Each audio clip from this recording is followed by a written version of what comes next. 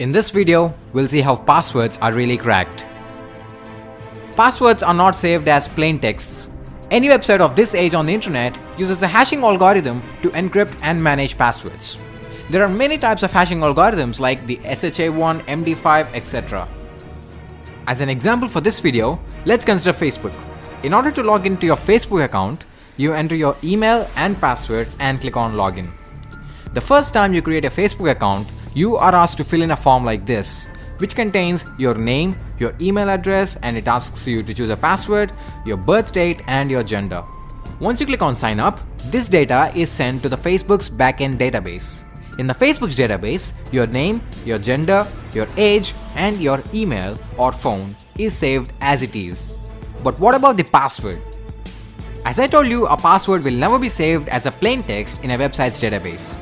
So this password is given as input to a hashing algorithm, and the output given by this hashing algorithm is the encrypted form of the password, which appears to be random but is not. This hashed password is saved in the Facebook's database but not the plain text, which means the password which you entered will never be saved on Facebook's database as a plain text.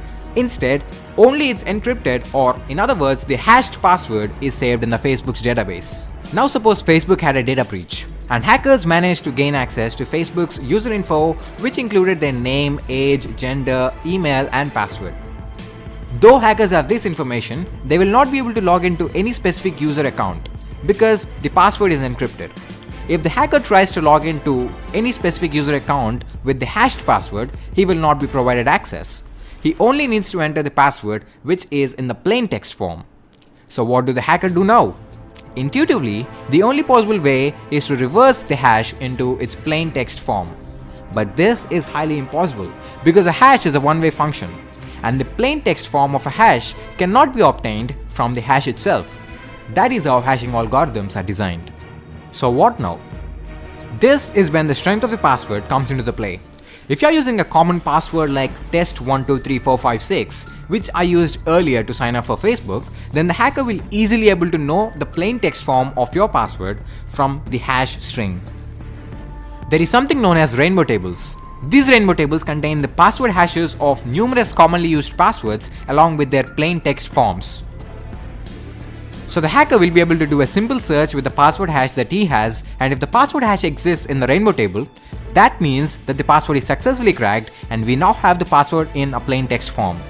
Remember that rainbow tables contain the password hashes of only the passwords which are commonly used. As a reference, you can try it yourself at crackstation.net. But what if the password is not a commonly used password? In that case, rainbow tables are of no use. So there comes dictionary attack and brute force attack. Both are quite similar. In dictionary attack, you have a word list. A word list is nothing but a huge text file with loads of passwords. In this attack, the hacker writes a code which compares the password hash to be cracked with the password hash of each and every password that exists in the word list file. If any hashes match, then it means that the cracking is successful and we now have the plain text of the hashed password. Now this attack can be target specific as well, which means you can actually create your own word list targeting a specific individual, provided that you know some basic details about him and assuming that he used his basic details to frame his password. This attack can be a success or a failure based on the quality of the word list that you are using. In a brute force attack, each and every combination of letters, symbols, and numbers are converted into their hash forms and are then compared with the password hash which is to be cracked. In other words, you're literally taking every possible password that can exist, convert it into its hash, and check if the hashes match. So yes, it literally takes forever to crack a strong password using this method. However, if the computer's processing speed is fast enough, then yep, simple passwords can be cracked easily by this method. A new technique called salting is introduced by security analysts to give hackers a hard time in cracking passwords.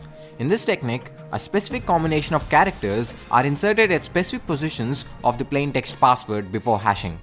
Every company has its own salting algorithm and they don't make their salting algorithm public. For example, let's say Facebook's salting algorithm inserts a string f ampersand 2p at the beginning, after the third character and at the end of the plaintext password. After salting the password, the salted password is then hashed by a hashing algorithm.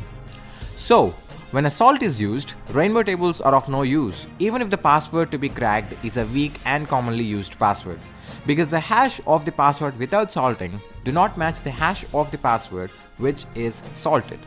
Also, brute force attack and dictionary attack are not effective to crack salted passwords, unless the hacker already knows the salting algorithm employed by a company. So that is it for this video. Thanks for watching. Leave a like if you liked this video, and also don't forget to subscribe for more awesome videos. Comment down below if you have any doubts regarding this video.